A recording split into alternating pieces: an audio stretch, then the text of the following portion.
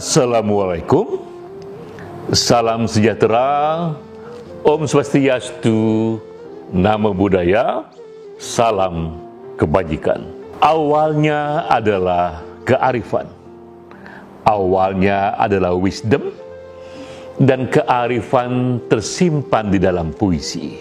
Ini serial, kuliah singkat, kultum, kuliah 7 menit, kita menggali kearifan yang tersimpan dalam kutipan puisi. Kali ini kita gali penyair Mahmud Sabestari. Ia penyair Persia tahun 1288 1340. 800 tahun yang lalu dari Persia, dari kota Tabriz. Tabriz ini wilayah yang terkenal karena ia juga melahirkan seorang guru sufi bernama Shams Tabrizi. Kita tahu Shams ini adalah guru dari Jalaluddin Rumi. Jadi ketika Shams wafat, 40 tahun kemudian di kota yang sama lahirlah Mahmud Sabestari. Ia lahir di sana dan kita kutip satu puisinya dari kitab The Sacred Rose Garden. Ini bunyinya, masa silam tak lagi hadir. Masa depan belumlah terwujud. Yang real, yang kita punya hanyalah momen detik ini. Karena itu, hiduplah momen per momen. Ini renungan yang mendalam dari Sabestari, bahwa masa silam itu hanyalah ilusi, masa depan juga hanya ilusi, yang real adalah momen saat ini. Bagaimana kita merenungkan kedalaman kutipan ini? Kita lihat dari riwayat hidupnya. Karena sangat mungkin sesuatu dalam riwayat hidupnya itu yang kita temukan untuk menafsir renungan dalam bentuk puisi itu.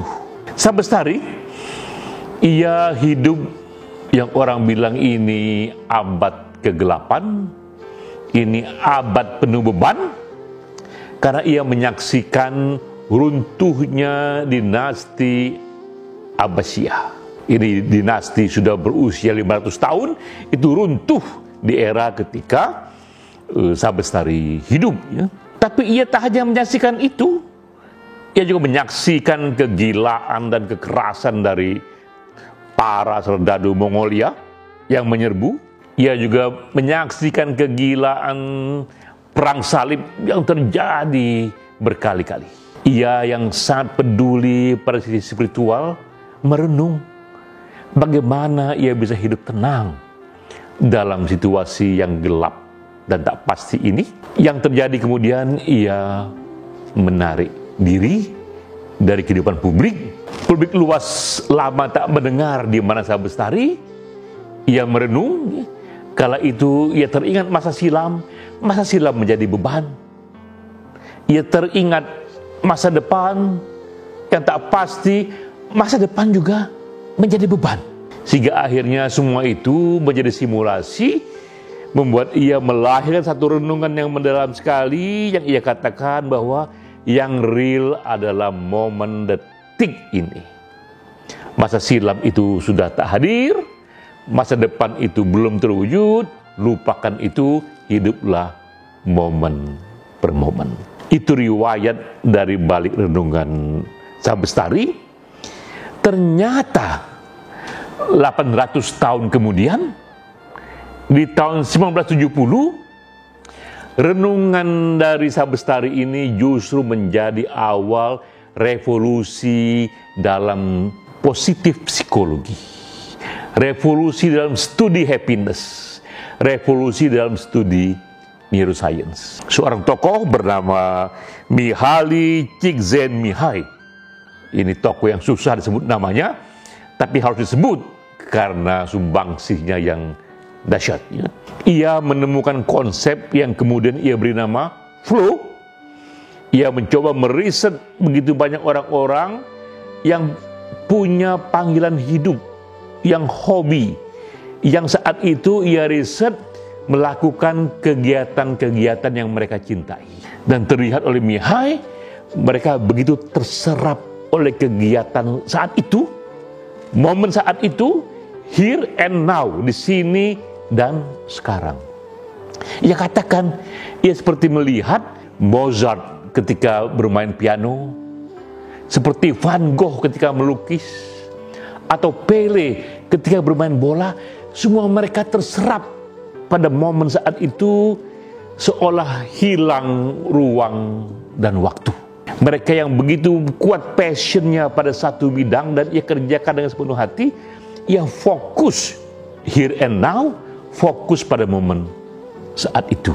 Kata Muhali, ini satu hal yang dahsyat sekali, karena ternyata diselidiki dari sisi neuroscience, justru ketika orang fokus pada momen saat ini, itu kedamaian, itu aneka yang orang sebut hormon-hormon happiness itu terstimulasi di pikirannya. Dari konsep flow inilah kemudian ikut dikembangkan yang namanya itu mindfulness meditation, satu meditasi yang tekniknya membuat kita fokus pada momen saat ini.